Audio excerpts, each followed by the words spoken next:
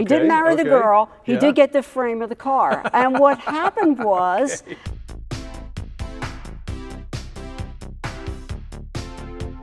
Hey folks, Rob with Two Guys in a Ride. Today, boy oh boy, do I have a treat for you. We're going to see several exhibits, but first let me tell you where we're at. We're at the Savoy Automobile Museum in beautiful Cartersville, Georgia, and with me I have Mary. Now tell me, one of the cool things about your museum is that if I come back in a month, it's not going to be the same? Not all of it? Not all of it. We have 5 different galleries. One of them has just cars that the Savoy owns. Not our whole collection, just a small portion of it. Okay. The other 4 galleries are set up that one of those changes out every month.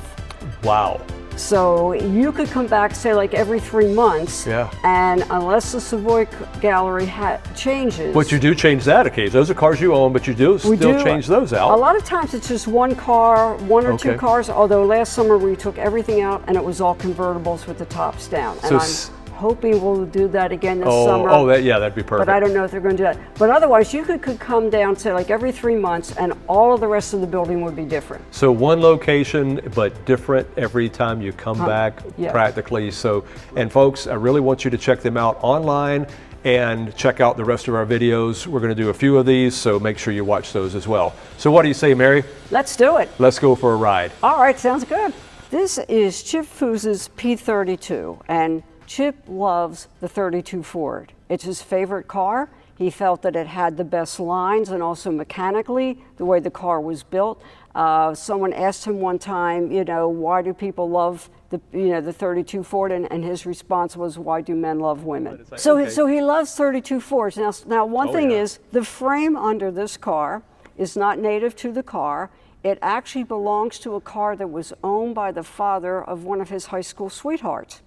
Oh my gosh, okay. He didn't marry the girl, he did get the frame of the car. And what happened was, when the father was a kid, he got the 32 Ford as his driver. He blew up the engine, tried to fix it before he went to college, never got done, shoved it in the garage. His parents' garage forgot about it, went to college, went to medical school, left. And when his mom died, and he came home to take care of her estate, he finds the 32 Ford in the garage. So he called Chip.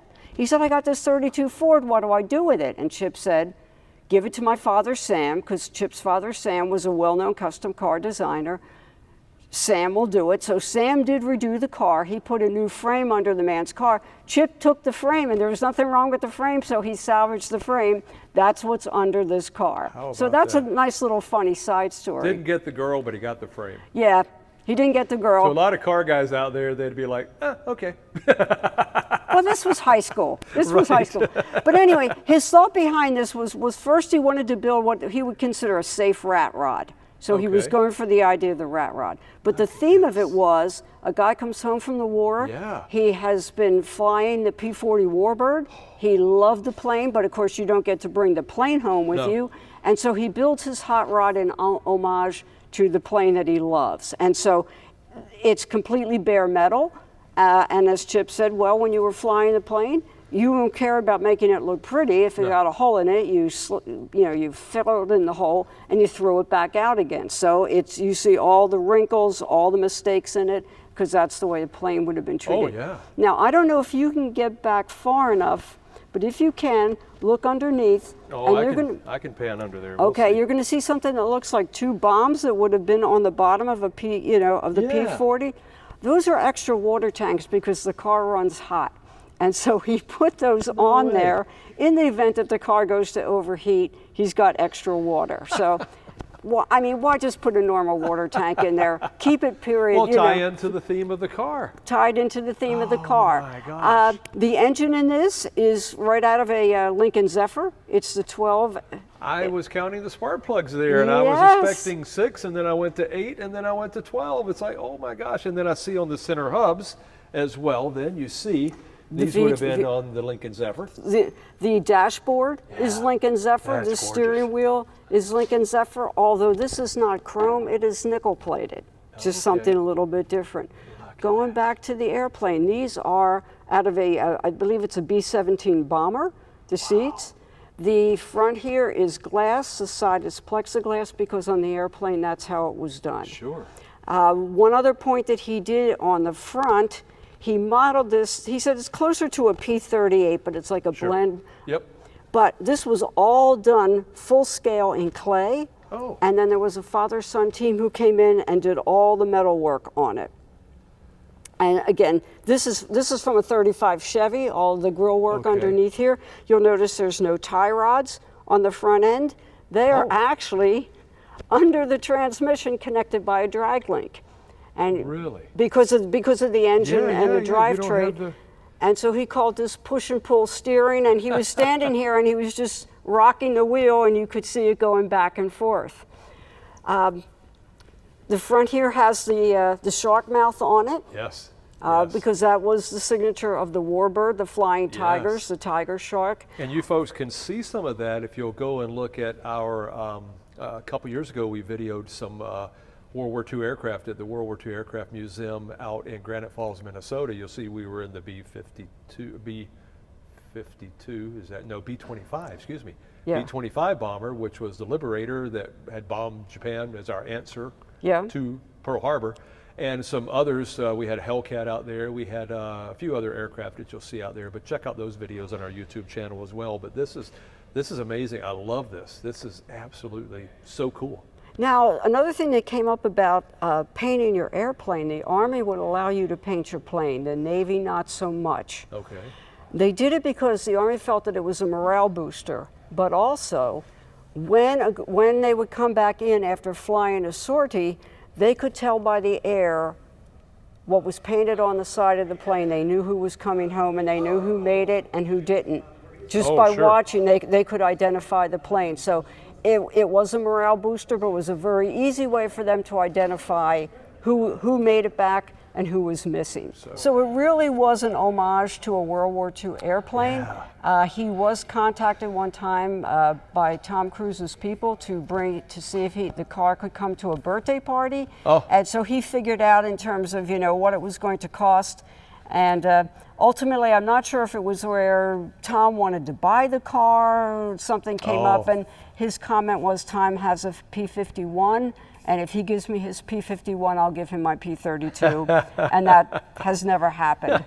But it is just an incredible car. Now, of all the ones that we have here, other than his hemisphere, this is probably the most radical, even though he's really known for doing very beautiful custom cars. His comment was, I can't afford myself. Oh, sure. And and it seems like his style is much more subdued. Like if in the back we have his dad's 48 Chevy, but next to it is his shop truck. Right. And you can see the difference where his dad was more the 50s, all out custom. Yep. He's a lot more subdued, just in personal style. Well, by the time he designs everyone else's cars, he may have run out of ideas for his own self. Or I don't know if he ever runs out of ideas. I don't think Chip Foose does either. I mean, the man is constantly going. It's amazing. He's involved with the movies, with the movie Cars. He's gotten involved with that. And the creativity to create as many custom automobiles that he has over these many, many, many years, and to not really duplicate anything. It's just, and then not even to create it in your head, but to actually bend the metal. Fabricate it, put it together. He's a master, and it's amazing to see. And you've got several of Chip Foose's cars here. Now this is a rotating collection. Again, do you know when this collection will be leaving? I think this leaves at the end of May.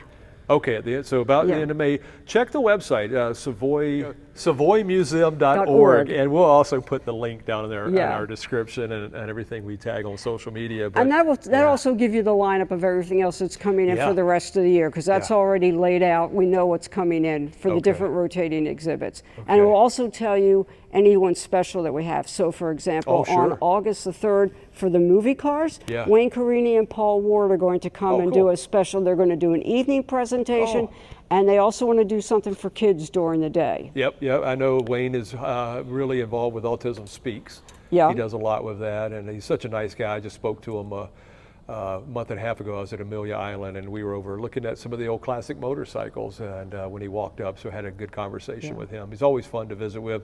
Talk about another person who's always on, who never takes a moment of downtime, and that's Wayne Carini, just like Chip Foose, some of these other guys out there as well. Now, you had mentioned Wayne being involved with autism. Chip had a younger sister, 6 years younger, who had progeria. And Okay. when he was here, he shared her story, pictures of her, where he came home for her senior year to take her to her senior dance, for lack of a better word. She Right. probably looked like she was 80 years old. I mean, she was tiny. Sure. And you know, because of progeria. Yeah. And so he's very involved with doing fundraising and charitable work for that organization, you know, for that, that's to great. see an answer for that coming along. And I found out, I think I went to school with a high school with a guy with it, and Okay. I didn't know it at the time until my senior, my homeroom teacher came, and she knew that I'd known this kid. I'd gone to school with him my whole life. Right. And she said, you know, does he have progeria? And I'm like, does he have what? And she said, well, there's this disease where you age prematurely. And I'm Right. thinking, no, that's just Joe, and Joe's always been that way. And she goes, no, Yeah. there is this disease. And it wasn't until, probably many years later, thinking about it and becoming more aware of what progeria was, and then remembering Joe and his size and how he looked, I thought, you know, possibility Very that he well did. possible, yeah. Because his brother was in class with him, and his brother was completely different. Right. You just kind of think. I mean, as mean as some kids can be sometimes in schools, you also got to think that, you know, sometimes it's just, oh, that's just him. That's just how he is. That's just how he always was. Yeah. Well, Chips has a beautiful collection of cars here, and this is one, again, folks, of the rotating exhibits that come and go. But like I said, you could check out the website and see the exhibits that are currently here, the ones that are rotating out so you can plan your trip, and the ones that will be rotating in. One of the cool things about this, as we said in the opener, is you can come to this museum every month, 2 or 3, and most of the exhibits have all changed out. They've got a static, it's not really static, but I'll show you over here. It's the cars they actually own, but they have probably another 100 and some in a building adjacent to here that they actually rotate out their own collection as well. So one of the cool things is you go to a lot of museums and you can go there this year and 5 years from now, the same cars. Here, you're always going to get a new treat, a new set of cars, trucks, automobiles, history, and really the best part, of course, is the stories. And you know we love telling those stories. So, all right, that's it. You know, check out our other videos. Click the link above, and you can go see the other videos that we filmed here at the Savoy. And again, Mary, thank you for your time. Take care.